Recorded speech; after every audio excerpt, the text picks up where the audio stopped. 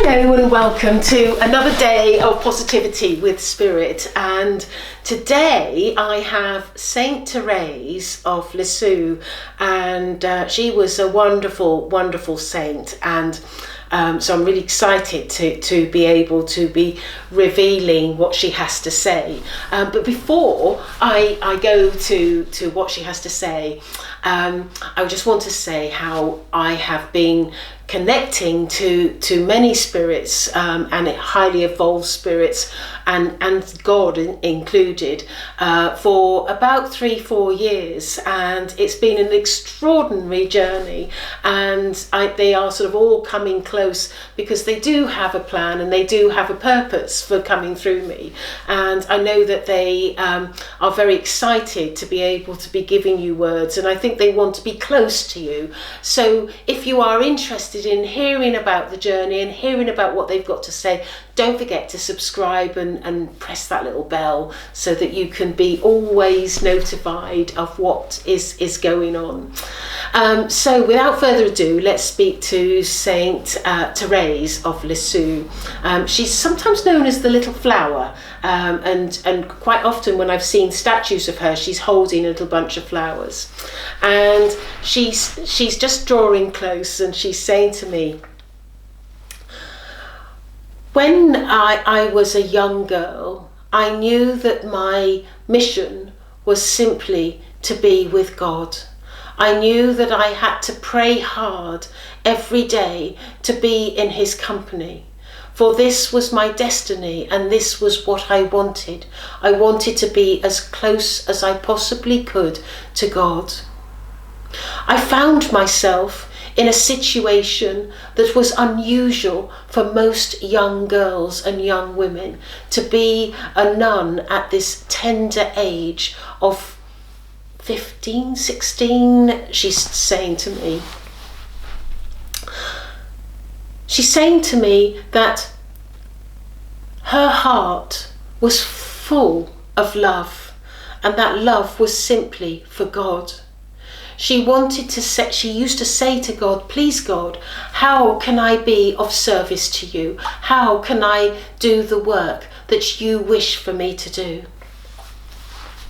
Once she was in the nunnery, she would pick up a Bible all the time and read the scriptures over and over again. Her favourite scriptures were those that included Jesus in them, for she felt that her love also extended to Jesus. She's telling me that her knowledge of everything in the Bible is incredible. It's enormous. It's one of the greatest knowledge that exists, for she read it so thoroughly and so much. Now that she is in the kingdom of light with God, God has asked her to do a specific job, and that job is to work with Gail, to help her understand the meaning of God and how we can be of service to God, to help Gail set up the church, to be able to give to people in a way that spiritually has never been done before, to help mankind come through the doors of the new beginnings of life, to be at one with God. This, she says, is her mission, and this mission is something that she has made a promise to God to fulfill. But first of all, she feels it is important that you have an understanding of who she is and how she is aiming to help you. She wishes to show you that there is a perfect way to be, and that way is to walk the path of light, and that light will shine totally on you. She's telling me that although the expression of walking in the light is so common and so close to her, she feels that not everybody understands its full meaning. and she wishes to help people have an understanding of what the light exactly means. And her interpretation of the light is simple. The light is the illumination from God. When God is pleased, he turns towards you, and his light shines upon you. And this is simply put, you are shining in the light of God when you are doing good. And this is her version of events. For she says that although she gives you this analogy of the light, she feels that these are true words. For God is in the light, he is pure light. And if you are close to God, like I am, she says, then you will always feel his light and feel his love and feel his energy. She's also saying to me that once the church has been set up, she has another mission to give to mankind. And that is that she tears a page out of the Bible and she pins that page up on the wall. And the page will be specific to the day that we are teaching upon. For she feels that many people need to understand the words of God.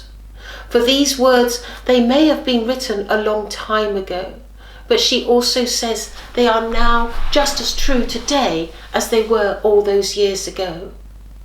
And she's urging you to pick up the Bible, to pick up the rosary beads and wear a cross. For these are the signs that you are looking to walk the path towards God. And she wants to open the doors not only of the church, but also the doors which lead to the path that takes you directly to God's love. It is her mission to fulfill this church and the mission of the church as best as she possibly can. And she says that she will be the one that will be guiding Gail along this path and showing her that this is the way forward for all of mankind and all of life. She thanks you for listening, and she draws her hands close and she asks you to pray with her. And she says, "Dear God, thank you for entrusting me in this work that I do with Gail. Help me to be the best that I possibly can in order to give all of mankind a knowledge that there is a God and that there is a way towards the light of God. Help me also to show people that there are many paths of light, and those paths are all leading to the same source of God. And show people that not only is the scriptures true, but they are for all of us to read and believe in." And she bows her head and she says, "My love is with you, dear God. My love is always there for all of mankind. My love is with Jesus." And she says, "Amen." And so that's quite interesting, isn't it? Saint Therese, she is a very dedicated person in her time and is still dedicated to this day, where she is looking to help God in the inception of this new church that they want for all of us. And she wants to help people have her understanding and share her understanding of what it means to be in the light. Very nice, isn't it? But anyway, thank you for listening, and I will see you tomorrow. Goodbye.